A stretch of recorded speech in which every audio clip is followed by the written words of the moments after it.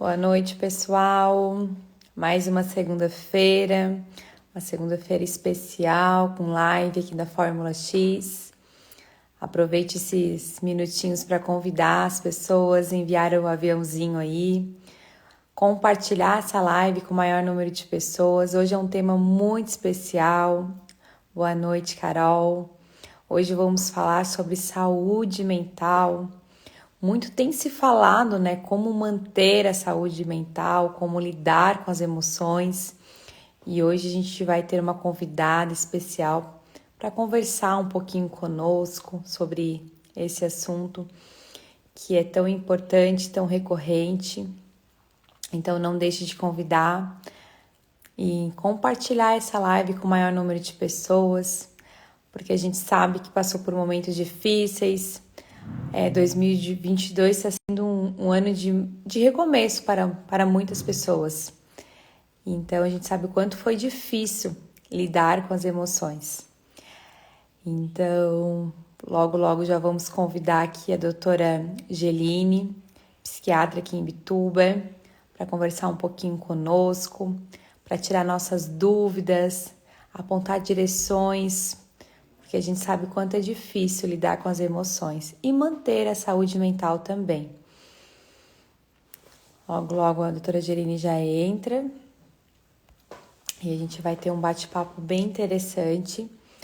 Então, para quem ainda não nos acompanha, não está nos seguindo aqui nas redes sociais, não deixe de seguir aqui a Fórmula X. Toda segunda-feira a gente tem uma live aqui na Fórmula X com uma convidada especial. E hoje é a doutora Geline falando sobre saúde mental. E então a gente sempre tem convidados abordando todos os tipos de assunto, pensando sempre em qualidade de vida, em longevidade, trazendo informação, porque o nosso propósito como farmácia é isso, é promover saúde, é transformar a vida, é levar a informação ao maior número de pessoas. Esse é o nosso propósito como empresa, como pessoas, como profissionais aqui na Fórmula X. Boa noite a todos vocês que estão entrando. Logo já vamos iniciar. Só estou esperando a doutora Geline entrar e já vou convidar ela. Enquanto isso, pessoal, vamos compartilhar essa live com seus amigos, com alguém que está precisando, que a gente sabe que é difícil. Às vezes, alguns momentos, lidar com emoções, com situações. E aqui é um momento para a gente, apontar direções, tirar dúvidas. Vocês podem participar, mandar suas dúvidas também aqui pelo chat. Bom, fique bem à vontade.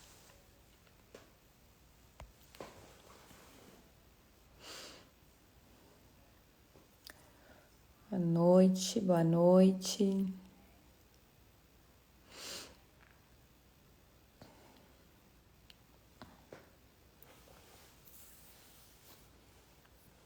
E aproveitar também para fazer um convite, que na sexta-feira vai ter o nosso grande lançamento aqui na Fórmula X.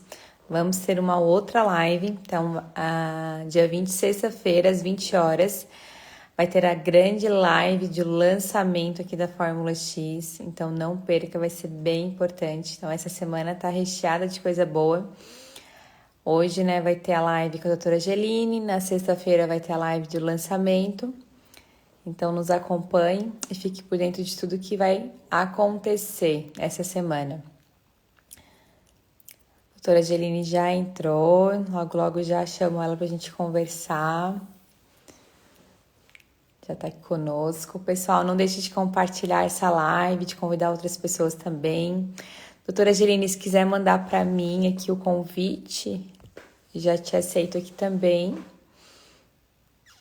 Boa noite, pessoal. Quem tá entrando? Aqui ela já encaminhou. Já vamos aceitar. Boa noite a todo mundo que tá conosco nessa segunda-feira, de frio aí. Boa Olá, tarde. Boa noite, Boa tarde, olha. tudo Boa certo? noite. Tudo bem, doutora Geline? Primeiramente, quero agradecer, né, você ter aceito esse convite. A gente sabe quanto é corrida a sua vida, né? E muito obrigado por estar conosco nessa noite e trazer aqui, compartilhar, né, informação, apontar direções para nós com esse tema tão importante, tão recorrente, tão presente na nossa vida, né? Que é Hum, manter a saúde mental, que é um grande desafio, né? Diante de tudo que a gente está passando, diante turbilhão, imagina. é um turbilhão. Então, vou fazer a apresentação e vou deixar a doutora Angeline falar um pouquinho sobre ela também. Então, para quem não conhece, a doutora Angeline, ela é psiquiatra aqui em Bituba.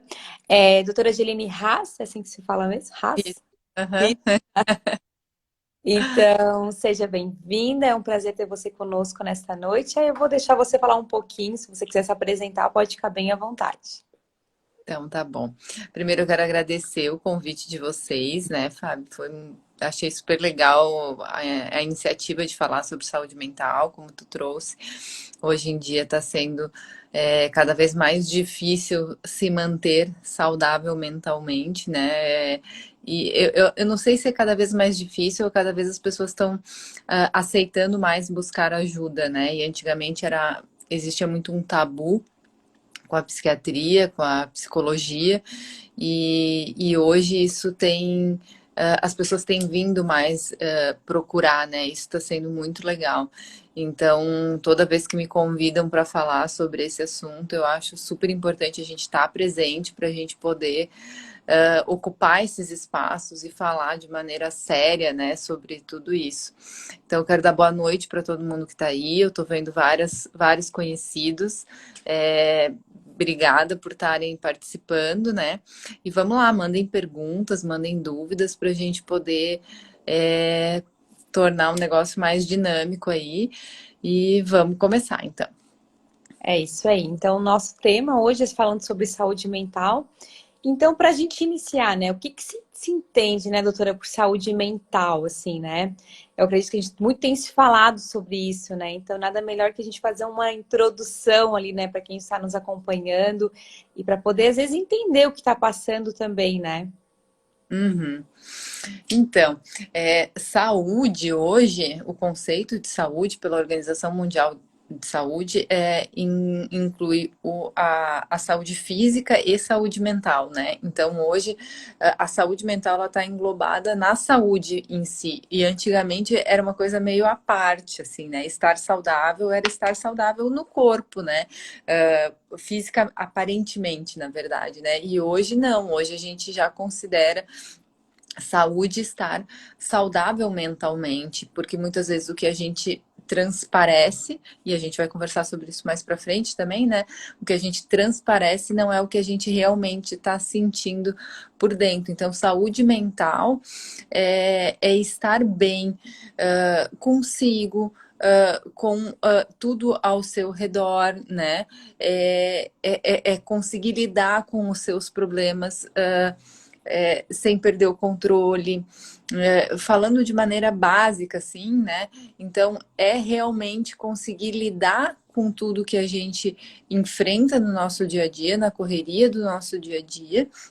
As demandas são, com o decorrer dos anos, as demandas são cada vez maiores, né? Se a gente olhar lá para trás, há anos atrás, as pessoas tinham menos exigências nas suas vidas, não que não tinha exigência, mas assim, é, é a, a expectativa do que se esperava na sua vida era muito limitada. Hoje a gente tem uma gama de possibilidades na vida que faz com que a gente.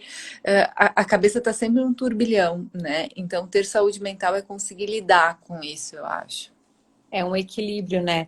E é como você falou, até mesmo a correria do dia a dia, né? Então a gente para e pensa, né? Como não adoecer, né? Pensando nessa correria que estamos vivendo hoje em dia, pelo perfeito, por ser a melhor profissional, por ser a melhor mãe, por dar conta de tudo, né? E Uhum. eu acho que deve ser o maior desafio de todos, né?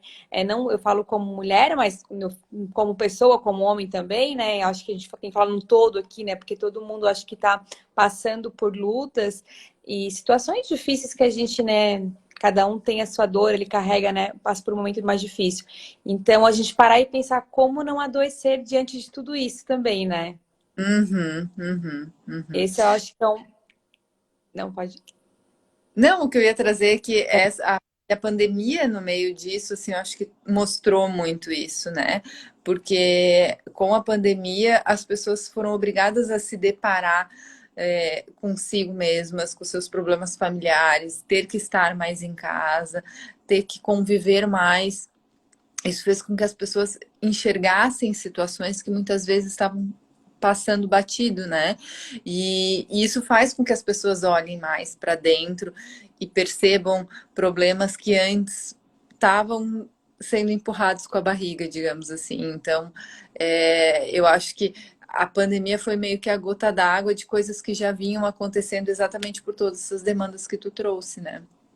Exatamente, né? Que acaba sendo... E aí é aquele negócio, né? Como manter esse equilíbrio pensando tudo que a gente está vivendo e tendo que enfrentar isso também, né? Então, eu acredito que esse foi o grande desafio, né? Eu tenho esse problema, eu preciso resolver, mas como eu vou resolver? Porque às vezes o problema sempre esteve ali também, né? Como você falou, você só conseguiu enxergar por causa da pandemia em si. Então, ela acelerou muitas coisas e aí veio à tona muitas coisas que a gente precisa resolver também, que a gente não consegue lidar, né? Então, como lidar com tudo isso, né? Uhum, uhum, exatamente. Eu acho que o primeiro passo nesse caminho é a gente perder o preconceito com as doenças mentais, né? E eu acho que isso ainda eu ouço muito no consultório, a resistência das pessoas em irem, eu devia ter vindo antes, mas eu sempre pensei que psiquiatra é coisa de maluco, é coisa de louco, minha mãe, meu pai, meu filho, enfim, dizer que eu não sou louca, que eu não tenho que ir a psiquiatra, que eu não tenho que ir a psicólogo, né? E o psiquiatra até tem uma resistência maior que o psicólogo, porque as pessoas dizem, não, o psicólogo está ali para te ajudar um pouco, agora o psiquiatra é o fim da linha, né? E Uhum. não tem nada a ver, eu costumo dizer assim, os meus pacientes são pessoas super normais, né? Pessoas, assim, do nosso dia a dia, tem o advogado, arquitetos, médicos, é, pessoal do comércio, né? Então, assim, tipo, as pessoas que a gente convive no nosso dia a dia. Então, o primeiro passo é buscar ajuda, né? É não ter mais essa resistência em procurar ajuda, o medo do medicamento, né? O medicamento vai me deixar viciada, eu não vou conseguir mais largar isso. Tenho vários pacientes que a gente já conseguiu retirar medicamento e que já se passaram alguns anos e que seguem bem. Então, isso vai muito de fazer um bom tratamento com pessoas qualificadas, né? Então, assim, o pessoal procura muito, às vezes, a orientação do vizinho, da tia, da cunhada, e daí toma aquele remédio, né, indicado por alguém que não tem conhecimento, daí aquilo não funciona, daí vai andando de qualquer jeito. Então, eu acho que o primeiro passo é perder esse preconceito, pensar que as doenças mentais são doenças do cérebro. Então, da mesma forma que existem as doenças cardiológicas, que são doenças do sistema cardiovascular, as doenças neurológicas, que também são doenças do cérebro, as doenças, sei lá, pulmonares, né, que é do pulmão. Então, assim, o cérebro é um órgão como outro qualquer. Então, ele tem alterações neurobiológicas que acontecem que geram doenças. E as doenças psiquiátricas são algumas dessas doenças. Então, assim, o primeiro passo é encarar isso de uma forma mais leve e buscar ajuda, né? E a segunda coisa que eu acho que é muito importante para tentar manter a saúde mental vai muito na linha de um bom estilo de vida, né? Que daí Uhum. vai molhado, mas eu acho que é inevitável a gente falar em boa alimentação, prática de esportes, convívio social, né? Então, assim, buscar boas relações, ter hobbies, ter coisas que nos dão prazer são essenciais para a gente manter para a gente manter uma boa saúde mental, né? Os estudos cada vez estão mais evidentes nessa linha, assim, da atividade física, está trazendo muito isso, assim, a importância da atividade física, da alimentação, né? Então, hoje existe o que a gente chama de eixo cérebro-intestino. Então, o que a gente come é o que vai para o nosso cérebro, né? produzir uma serotonina de qualidade, digamos assim, eu tenho que comer substratos de qualidade, que é aquilo que vai formar o que eu preciso lá dentro do cérebro, de todos os órgãos. Então, enfim, resumindo um pouco, eu acho que é mais por essa linha, assim, eu não sei o que que tu acha importante que a gente traga, assim, nesse sentido. Não, eu acho que foi bem importante, bem colocado. Um ponto que você falou que é bem importante foi uma das postagens do nosso final de semana no Instagram da farmácia, a automedicação. Infelizmente, isso está cada vez mais crescendo muito, aquele negócio, né? O meu vizinho toma, eu tô tomando também, e a gente tá tentando, né, trazer de novo isso, que assim, ó, cada pessoa, cada indivíduo, ela precisa, tem uma necessidade biológica, ela precisa daquilo para ela. Por isso que a gente defende muita manipulação pela personalização, né? Ou até mesmo medicamento, a dose, a quantidade, a concentração, porque a gente vê muito isso. Acaba, às vezes, indo no médico uma única vez, aí tem uma receita e toma um medicamento, acha que é uso contínuo. E não, às vezes é para aquela situação específica, né?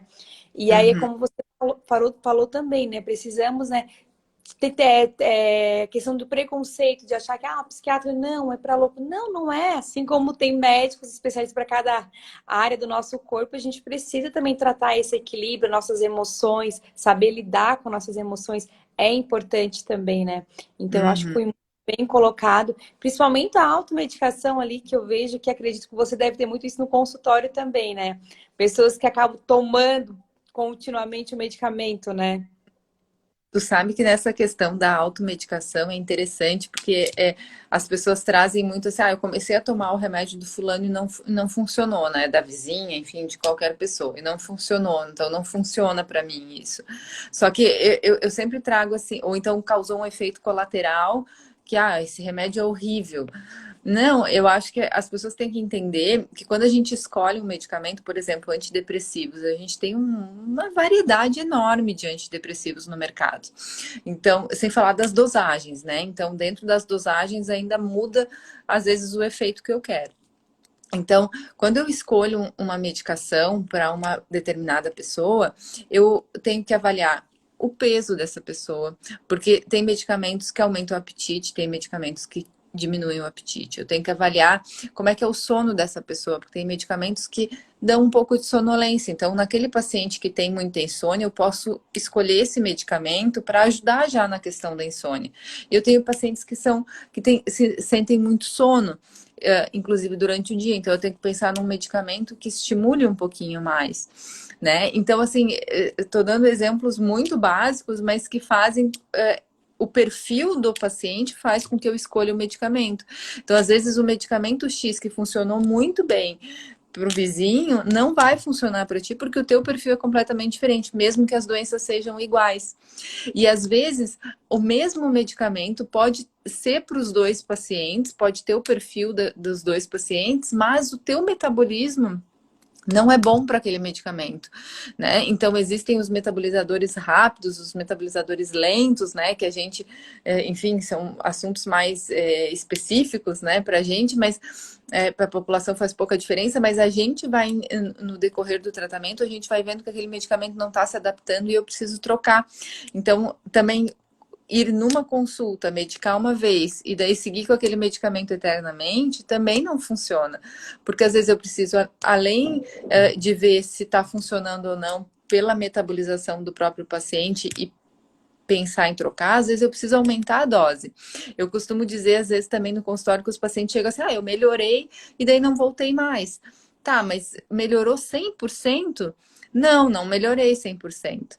Eu melhorei, sei lá, 40%. 40% é pouco.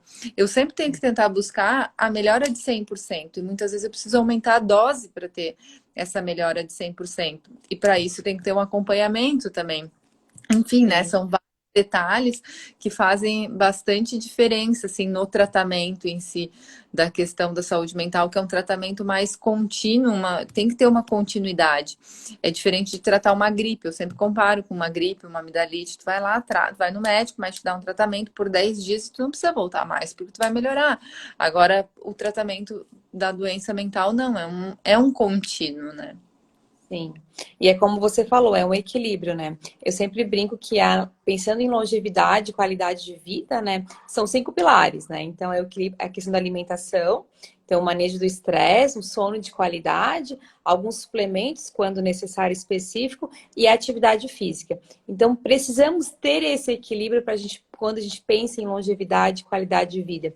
E outro ponto muito importante que você falou foi a questão da conexão intestino-cérebro. Até porque muito medicamento, às vezes, que é perfeito para o meu amigo, e muitas vezes não faz aquela ação no meu organismo como deveria fazer, ou como eu esperei que fosse fazer, é porque meu intestino está inflamado, aquela pessoa está inflamada.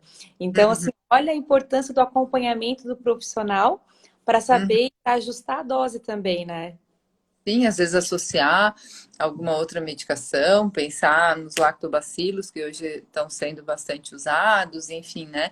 Então, poder fazer essa individualização, né? Que é o que tu trouxe, assim. Então, isso vai muito de quem faz esse acompanhamento, né? A consulta, uma consulta única, muitas vezes, acaba tendo uma melhora parcial. Sim, sim. E aí, às vezes, a pessoa acha que já está 100% ou 40%, muitas vezes ela se dá alta, né? E acaba Uhum. não voltando, né? E acredito que Eternamente, também não pensa em parar, né? sim, sim, exatamente, né? Então, acredito que esse é o grande problema, né? A pessoa conseguir manter o tratamento, muitas vezes ela não continua, né? Acredito que deve ser o grande desafio de vocês na clínica também, né? De Hum, manter. Eu acho que quando o paciente realmente está buscando ali aquela questão de 100% de resultado e qualidade de vida, que ele consegue, né, seguir, né, e realmente buscar e fazer o tratamento correto. Mas eu acho que quando a pessoa não está 100% querendo, eu acho que a ajuda, talvez, né? Aí é onde ela acaba parando e voltando e parando e voltando, né? Seria mais ou menos isso, doutora? é, tu sabe que essa semana eu recebi um áudio de brincadeira, assim, ali no WhatsApp, aqueles memes, né? E daí Uhum. era um cara falando assim: Ah, tu vê, né? Tive no médico essa semana e o médico falou que eu tinha que parar de comer carne vermelha, tinha que diminuir a carne vermelha, tinha que parar com a gordura, tinha que parar com os embutidos. Tu vê que absurdo, né? Agora tu vê, o cara coloca toda a responsabilidade para cima da gente. Então eu que tenho que parar de comer tudo, pô, ele que estudou lá um monte, ele que tem que me dar um remédio para resolver o problema, não sou eu que tenho que parar de comer carne vermelha e comer o meu churrasco e a minha salsicha, e não sei o que. É uma brincadeira, né? Mas enfim, é exatamente isso. As pessoas às vezes querem um milagre, né? Um medicamento milagroso que vai resolver, eu sigo a minha vida do jeito que eu quero e eu tomo aquele remédio e resolve, né? Isso não existe. Não. Então, tem que ter toda essa mudança, esses pilares que tu trouxe, assim, a gente tem que buscar fazer isso, né? Buscar melhorar cada ponto desses. O sono, por exemplo, o sono é algo que as pessoas trazem muito essa questão da dificuldade de dormir, mas o sono é algo que a gente tem que buscar criar uma rotina, né? Eu vou dar o exemplo dos bebês, né? Eu tô com um bebê de um mês, né? Uhum. Agora. Então eu tenho que ensinar ele a dormir. Eu tenho que criar uma rotina que ele aprenda que todo dia, aquele horário, acontece aquilo ali, e daí ele vai criando com o tempo o horário de dormir. E o adulto não é diferente. Então a gente tem que ter uma rotina, a gente tem que diminuir o ritmo para o organismo entender que está na hora de dormir. Não dá para eu viver a 100 por hora até as 2 da manhã e querer fechar o olho e dormir de uma hora para outra, né? Então, assim, são tudo coisas que a gente precisa trabalhar para que aconteçam. E essas mudanças no estilo de vida dão trabalho. E às vezes o pessoal prefere só o medicamento, né? Tem isso também. É que é um conjunto, né? Senão você. Uma vez eu fiz uma palestra para terceira idade, e aí uma senhora comentou assim: Ah, eu tô super bem, eu tomo remédio para dormir e tomo remédio para acordar, porque eu fico sonolenta durante o dia, então eu preciso tomar outra coisa para me despertar, né? Então, tô Que bem. qualidade. Eu tomando esses dois tá tudo certo, né? Então, né, às vezes a gente tem que se ajudar um pouquinho, né? Porque pensa, vai tomar remédio pro resto da vida, né? É. Exatamente, é isso aí. E os meus pacientes, as pessoas chegam muito com essa ideia de que os medicamentos psiquiátricos viciam e que depois Uhum. que começa a tomar, não para mais, né? Então eu sempre trago isso que tu trouxe agora, assim, eu digo, olha, se um dia tu quer parar de tomar o remédio, a primeira coisa que tu tem que fazer é mudar a tua vida, né? Então, assim, para parar de tomar o remédio, todo o resto tem que estar muito bem. Para o remédio ser só um extra, e daí, quando tudo estiver bem, a gente poder tirar o remédio. Então, eu tenho que melhorar o sono, eu tenho que fazer atividade física, eu tenho que comer bem, eu tenho que ter atividades de lazer, eu tenho que ter socialização. Não adianta ficar só em casa, não faz nada, não faz atividade física, come só besteira, enfim, né? Dorme mal, e daí quer parar o remédio. Não vai conseguir parar realmente, né? Então, é um conjunto de coisas que tem que estar alinhadas, né? Com certeza. E pensando também na questão do trabalho, isso que muitas pessoas foram para o home office, agora voltaram, tem a pressão do trabalho, né? Acredito que 2022 está sendo bem desafiador para muitas pessoas que estão recomeçando, outras, né, estão tentando, né, se colocar no mercado novamente. E aí agora entrou, né, aquela síndrome do burnout, né? Então ela acaba sendo hoje, né, já uma doença do trabalho, né? Acho que foi em janeiro, eu acho que eles anunciaram que é uma síndrome. Acho que é isso, né? Se eu não estou errada, né? Uhum, é isso mesmo. Isso, né? E aí, você consegue, doutor, explicar um pouquinho para nós como é que é essa síndrome, de que maneira, quais sinais, né, que a gente pode observar e que precisa estar buscando um profissional para estar nos auxiliando? Tá. Então, o burnout, ele tem duas linhas, assim, né, de pessoas, de médicos que são a favor disso como um diagnóstico, e de médicos que dizem que é só um nome novo para coisas que já existiam, né? Então, enfim, ainda é uma polêmica, mas de qualquer forma agora entrou na classificação internacional de doenças, então faz parte. O que acontece é que seria uma sobrecarga tão grande no ambiente de trabalho e que a pessoa se sente com um esgotamento mental, emocional e físico, né? E isso tem que repercutir em todos os âmbitos da sua vida. Então, não é aquela pessoa assim que, eu vou para o meu trabalho, eu odeio o meu trabalho, mas o resto da minha vida está 100%. Não é isso. Aquilo tem que. A situação do trabalho normalmente está relacionado com trabalhos com abuso de carga horária, com chefias que maltratam os funcionários ou que fazem abuso psicológico ou que faz ou empresas que têm que cumprir metas muito grandes, né, que tenha uma exigência, uma cobrança muito grande associado a um ambiente de trabalho ruim, né? Então, às vezes é um ambiente desorganizado, um ambiente ruim de ficar, que não valoriza aquele funcionário, né? Então, é essa soma de coisas que vai gerando na pessoa a sensação de se sentir desvalorizado, de que não tem sentido estar indo trabalhar, vai trabalhar e faz o básico, então, assim, muitas vezes não atende com toda a vontade, faz o básico. É como se eu estou fazendo um favor para o meu cliente, né? E daí é Uhum. aquele funcionário que está sempre carrancudo, de mau humor, que tu pede uma coisa, ele. Como se ele realmente estivesse fazendo um favor, sendo que ele está fazendo o trabalho dele, né? Sim. E isso faz com que ele comece a ficar cada vez mais desgostoso do trabalho, né? E isso vai repercutir na saúde física dessa pessoa, então ele pode começar a ter sintomas físicos e sintomas mentais também. Então, normalmente acaba aparecendo sintomas muito compatíveis com a depressão. E até então se tratava isso como depressão, né? Então, hoje o que acontece é que eles colocaram o burnout quando a gente consegue fazer essa relação com esse ambiente, como se o início tivesse vindo desse ambiente ruim de trabalho, né? Mas vai ser sintomas de tristeza intensa, falta de perspectiva, falta de esperança em melhora do trabalho, né? Aquela pessoa que vai trabalhar porque vai, eu não vejo mais sentido nenhum em trabalhar, mas eu vou lá porque eu tenho que ganhar, tenho que receber, tenho que pagar minhas contas. E daí fica um funcionário realmente que está andando ali bem meia boca e que não tem vontade de melhorar, né? Isso vai atrapalhar o sono, pode trazer sintomas de ansiedade, sintomas de estresse, irritabilidade. Então, é uma pessoa que vai explodir às vezes no trabalho sem por pequenas coisas.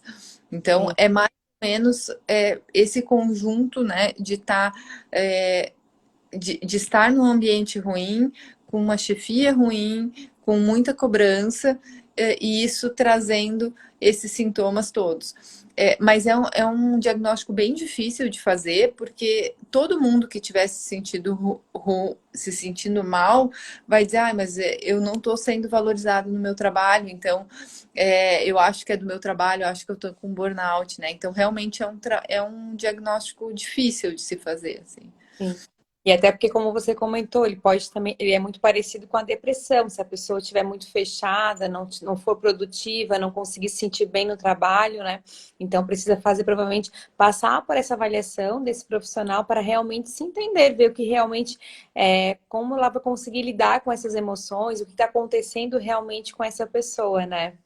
É, Então, por isso a importância de sempre buscar o profissional e não ir para o Dr. Google, gente, nem para um vizinho, porque só vai atrasar às vezes um diagnóstico que consegue às vezes ter um tratamento mais específico, né? exatamente. Acaba que a pessoa vai se auto diagnosticando, né? E o Google traz muita coisa que não é legal. Às vezes vai vir as coisas mais trágicas, né? Então, Uhum. a pessoa fica imaginando o pior e sofre sem necessidade, né? Sim. Doutora, não sei, teve umas duas perguntinhas aqui, não sei, tipo, mas assim, aqui Tati Rosa perguntou por que o autismo tem aumentado tanto. Tá, a gente pode falar sobre isso. Eu acho que não é que o autismo, hoje a gente não considera que o autismo tenha aumentado tanto. O que tem Uhum. aumentado é o diagnóstico. Essas pessoas, o TDAH também é assim, né? Então, não é que existem mais pessoas autistas ou mais pessoas com transtorno de déficit de atenção e hiperatividade. O que acontece é que hoje a gente consegue diagnosticar melhor. Primeiro porque não se procurava, né? Crianças autistas muitas vezes eram escondidas dentro de casa, se a gente pensar em 30 anos atrás. Então não se buscava, e hoje se busca muito mais, a gente tem muito mais informação, acesso à informação e acesso a médicos, né? Até o Sistema Único de Saúde tá mais acessível, tem mais profissionais treinados para fazer esse diagnóstico que antigamente não se tinha tanto. Então não é que tem aumentado, simplesmente a gente tem conseguido fazer mais diagnóstico por mais conhecimento. Tanto é que hoje a gente consegue fazer diagnóstico em adultos que são autistas desde crianças, mas que não tiveram o diagnóstico, que foram crianças e adolescentes mal entendidos pela família, pela sociedade, que eram vistos como aquela pessoa meio estranha, isolada, e na verdade não tem nada disso. É uma pessoa que é autista e que se soubesse que era autista, teria sofrido um pouquinho menos, porque saberia lidar melhor com a situação. Faz pouco tempo eu li um relato de caso de uma mãe que fez o diagnóstico no filho e quando o médico começou a descrever, né, tudo que ele tinha visto no filho, ela enxergava o marido. Então o marido era autista e eles não sabiam e viveram por anos, né, com brigas e com confusão e ela não entendendo a maneira dele se isolar e às vezes querer ficar mais sozinho. E quando eles entenderam aquilo, ela disse que a dinâmica familiar mudou toda, porque não só pelo filho, mas por entender o marido também, porque deu o marido conseguiu ter o diagnóstico, né? Então, tu vê quantas pessoas adultas que sofreram durante anos por não serem entendidas, né? Então, não é que o número aumentou, mas a gente enxerga como se a gente tem mais conhecimento para diagnosticar. Com certeza. Doutora, tem mais uma perguntinha aqui, da Aninha Cristina. Gostaria de saber se o Zolpidem usado com frequência pode afetar a memória. Então, não tem essa relação direta, né? O que acontece é que o Zolpidem, ele é um indutor do sono, ele é um anestésico quando começou, né? Ele induz a pessoa a pegar no sono, digamos assim, e o que ele causa naquele momento que a pessoa tomou, ele causa uma perda de memória para frente, assim. Então, por exemplo, eu tomei agora, tanto que eu sempre oriento meus pacientes, tem que deitar na cama, botar na boca e dormir. Então, não é para tomar e ficar mexendo no celular, ligando para alguém, porque realmente tu não vai lembrar do que tu fez naqueles minutos consequentes da tomada, pelo efeito de perda de memória naquele momento, por ele ser um indutor do sono. Então, não que ele causa perda de memória crônica. Isso não acontece. Perfeito. E mais uma que a gente já volta aqui, mas tem mais uma perguntinha aqui, doutora, acho que da Mônica, né? Eu ouvi falar que a forma de 5-HTP ajuda quem tem transtorno bipolar. Olha, então, a gente não tem muito estudo nesse. Deixa eu só. Tá. A gente não tem muito estudo nessa linha ainda, tá? Pelo contrário, a gente não usa, né?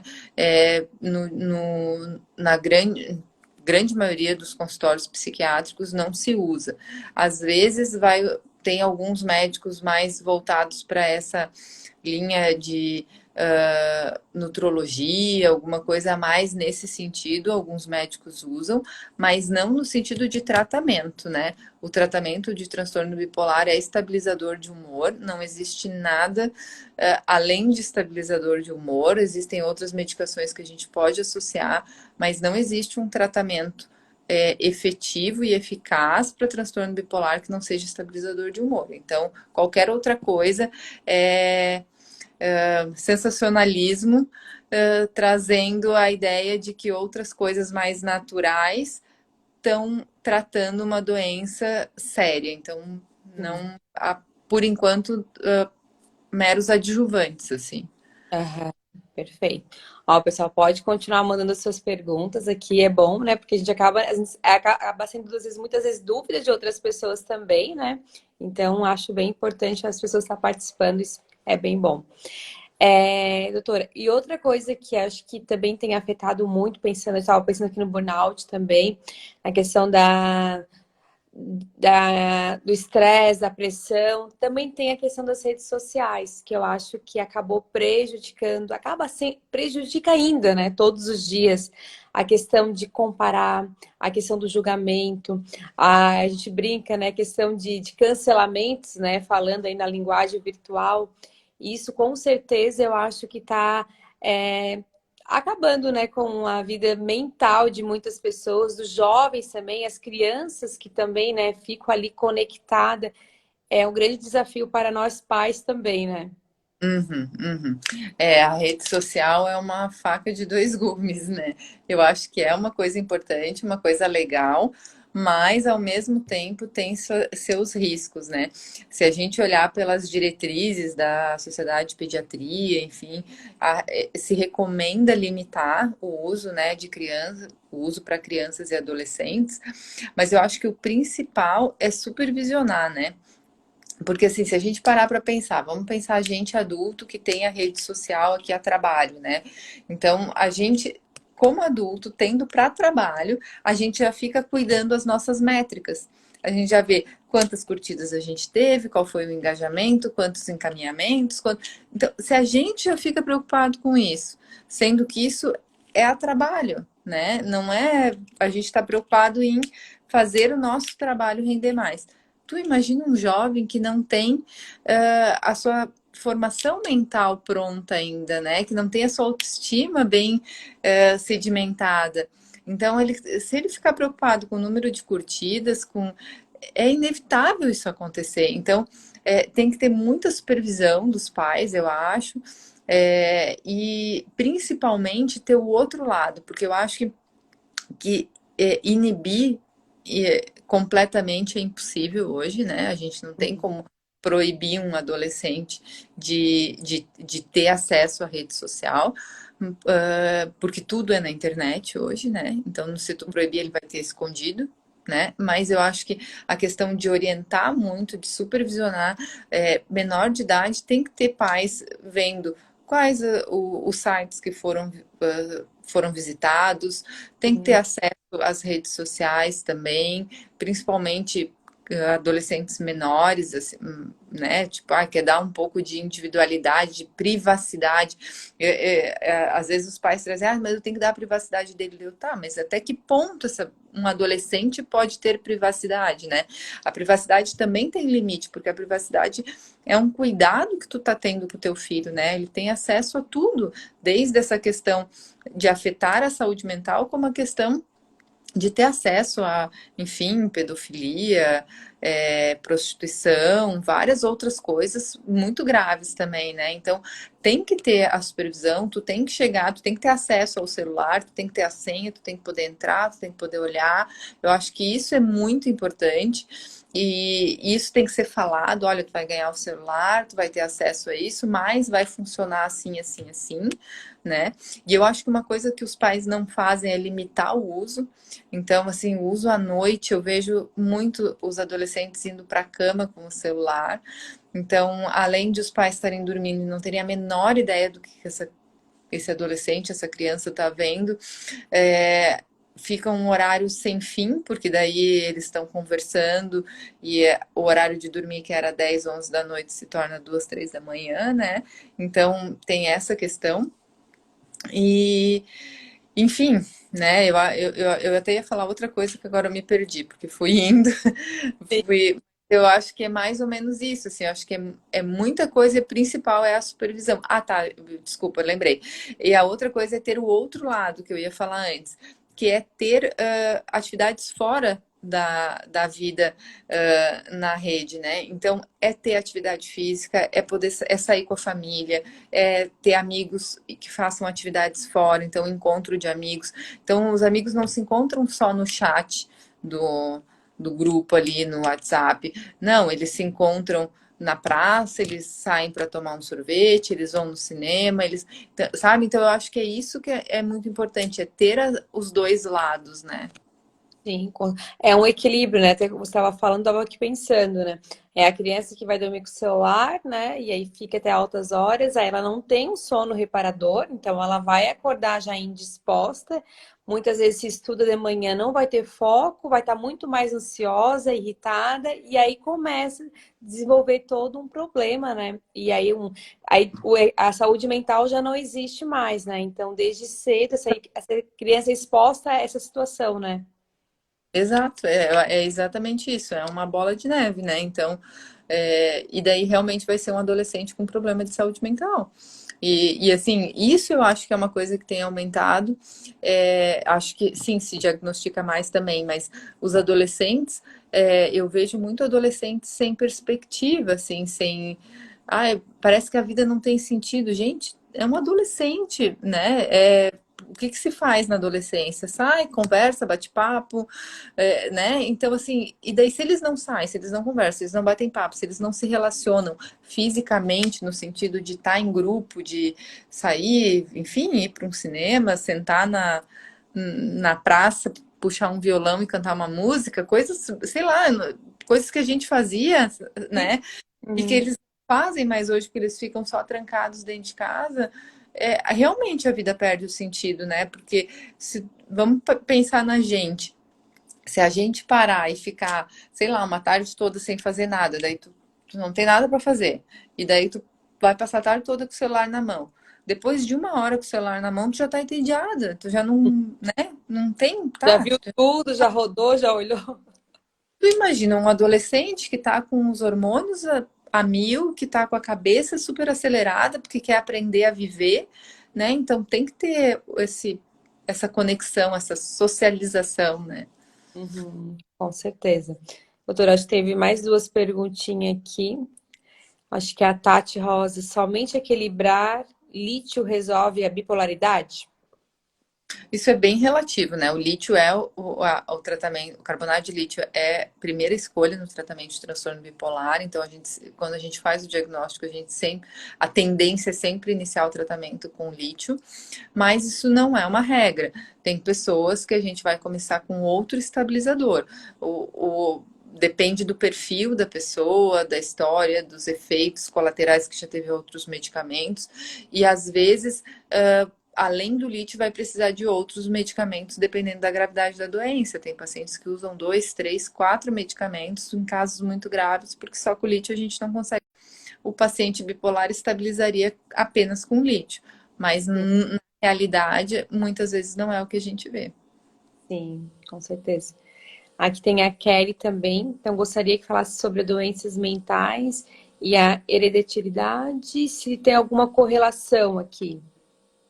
Tá, sim, as doenças mentais têm alguma relação genética, sim, mas eu sempre trago assim, ó, a gente traz os genes da nossa família, né? A bipolaridade que foi levantada aí é comum, assim, quando a gente faz o diagnóstico de bipolar, a gente vai estudar um pouco a família, a gente vê que tinha tio, avô, enfim, normalmente tem um leque de pessoas na família que tinham a doença.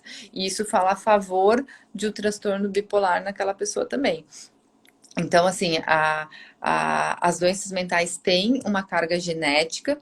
Então, o que é a carga genética? Então, o gene passa de geração a geração. Eu ter o gene não significa que eu vou desenvolver a doença.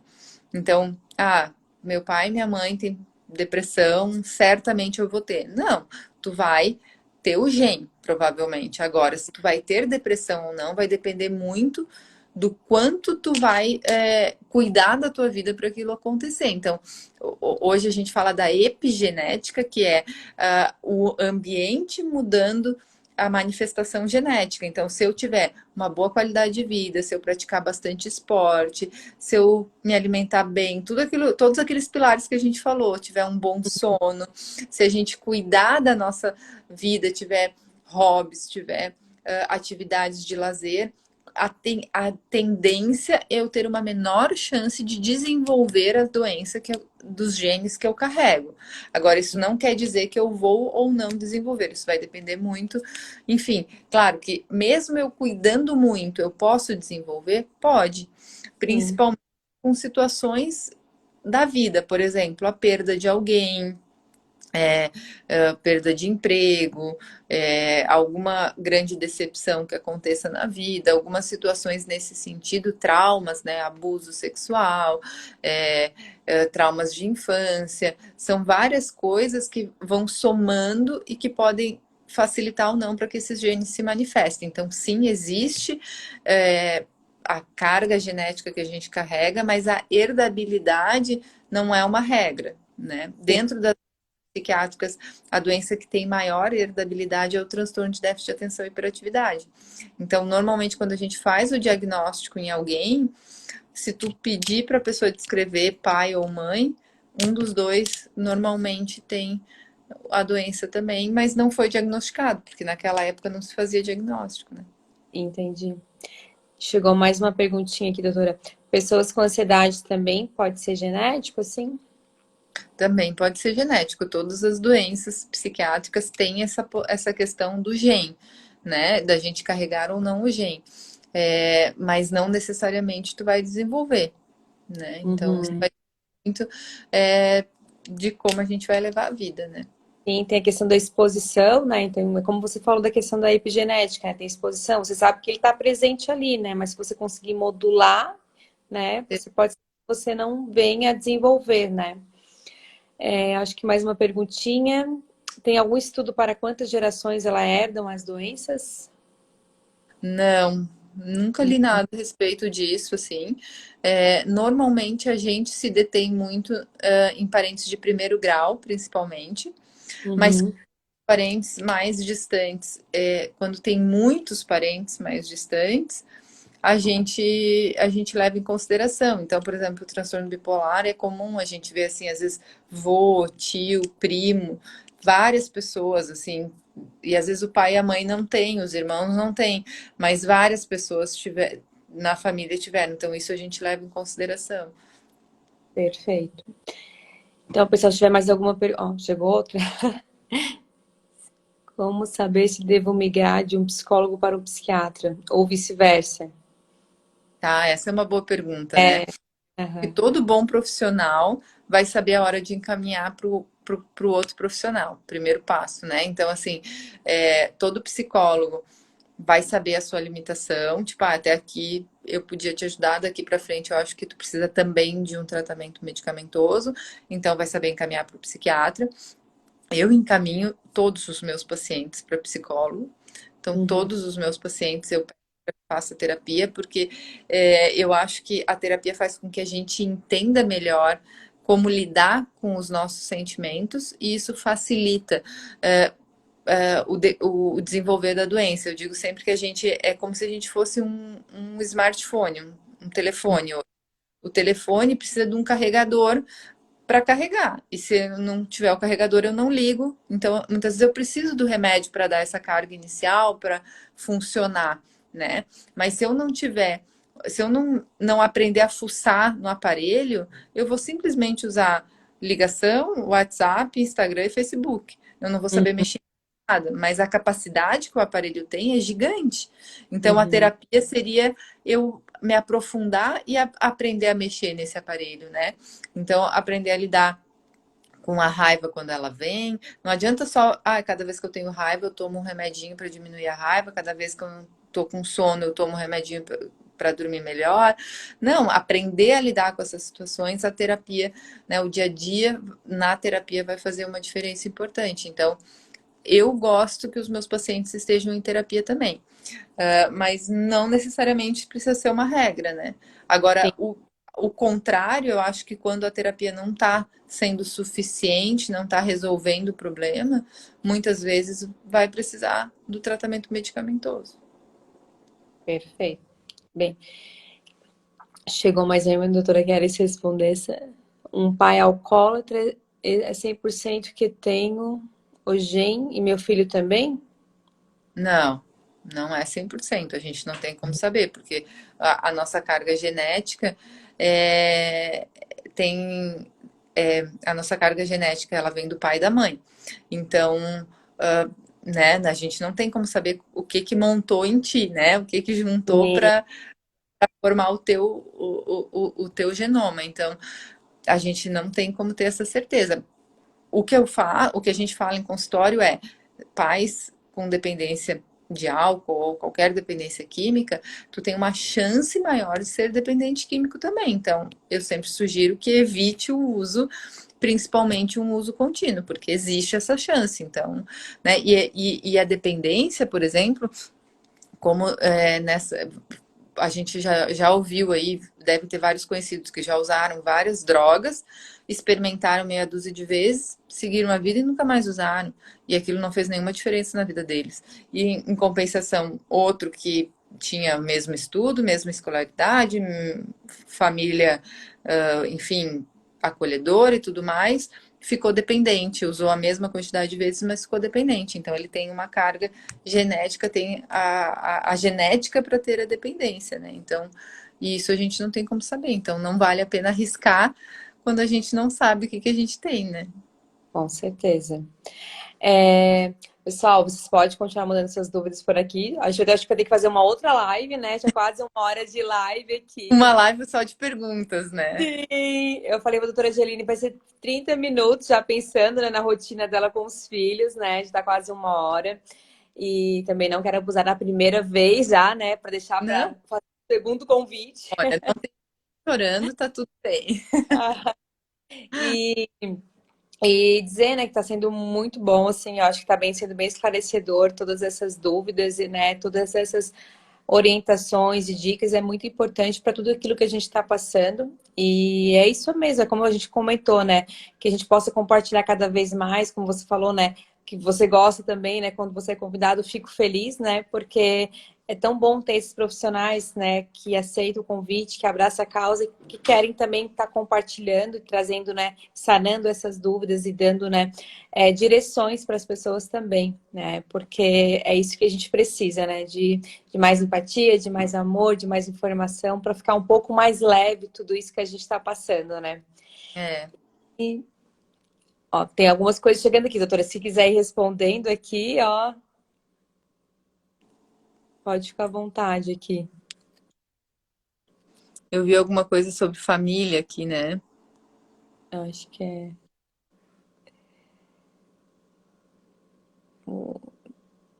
Aqui, uma boa estrutura familiar pode evitar um transtorno mental?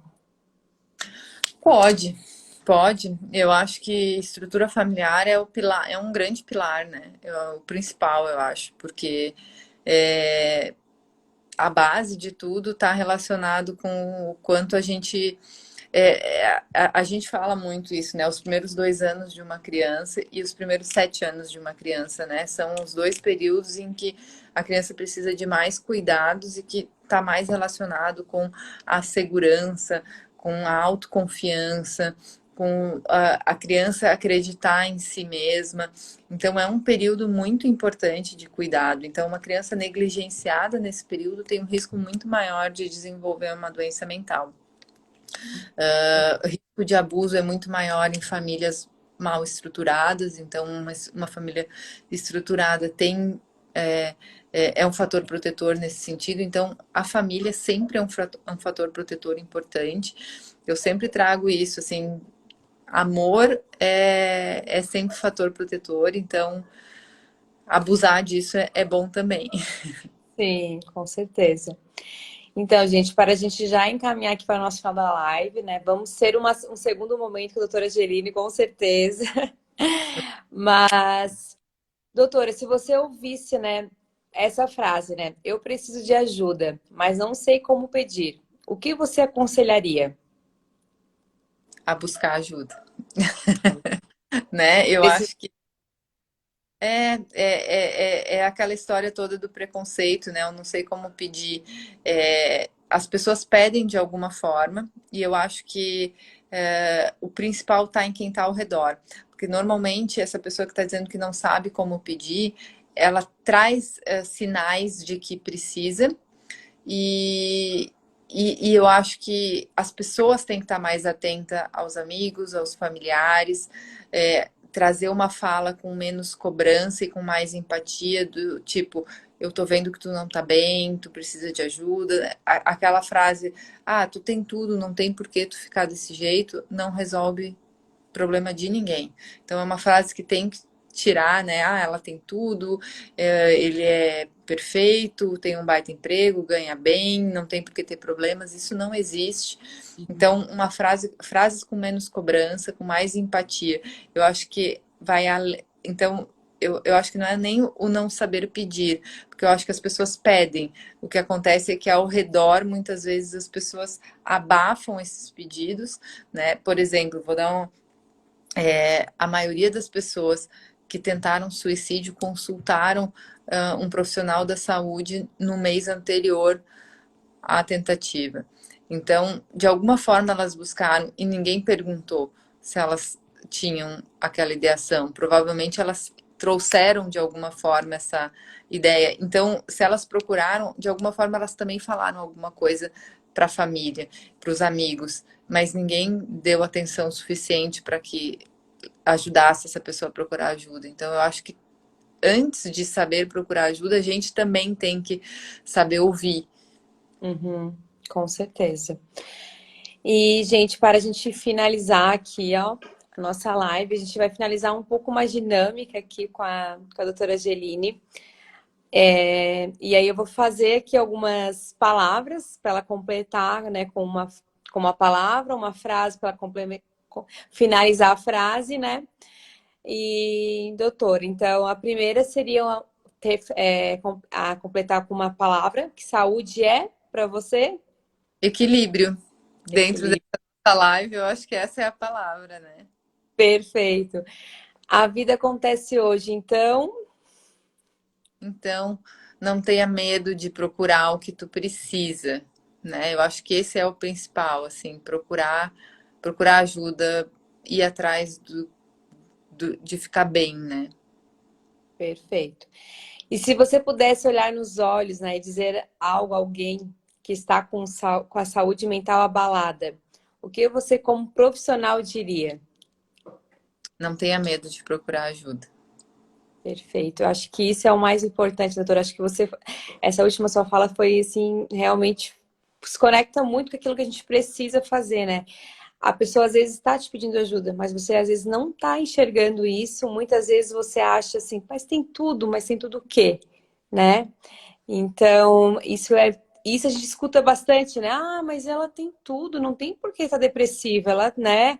Acho que é o que a gente mais escuta, né? Depressão por quê? Né? Tem uma casa, tem um emprego, mas vai muito além disso. Vai muito É, além disso. e daí cada doença caberia várias lives, né? Porque daí vai explicar tudo isso. Mas é exatamente isso, assim, é a gente ser mais empático. Eu acho que essa é a grande questão.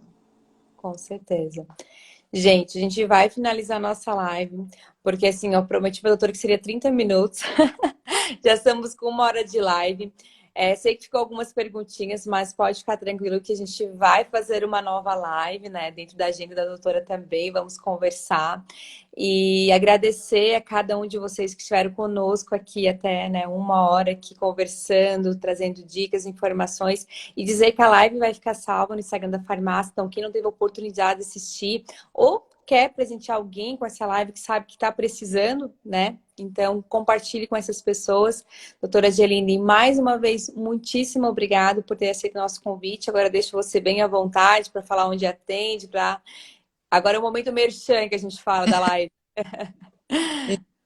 Eu quero primeiro agradecer o convite, foi muito legal, foi super dinâmica, né? Passou, eu nem vi passar 1 hora. Enfim, foi bem legal. Acho que o pessoal participou, trouxe perguntas, fiquei super feliz. E eu atendo em Garopaba, eu li Garopaba, falei Garopaba, não atendo mais em Garopaba. Parei de Uhum. atender lá depois que eu ganhei a minha mais velha. Eu atendo só em Bituba. Nesse momento estou em licença maternidade ainda, né? Tô com um bebezinho de 1 mês, mas logo já estou retomando os atendimentos. E independente de ser eu ou não, importante é buscar ajuda, né? Então eu acho que essa é a grande frase de hoje, assim, buscar equilíbrio, buscar ajuda, não ter medo de buscar ajuda. A psiquiatria está aqui para ajudar, não vai deixar ninguém dependente, não vai deixar ninguém, enfim, fora da casinha, não sei as palavras aí que o pessoal usa, mas enfim, a gente está aqui para ajudar. É isso aí. Então tá, gente, mais uma vez, né? Obrigada a todos vocês que estiveram aqui conosco. E tenham todos uma boa noite e até a próxima segunda com mais uma segunda de live aqui de saúde aqui no Instagram da Fórmula X. Tchau, doutora, muito obrigada e boa Boa noite, noite. todo mundo. Tchau, Fábio. Tchau.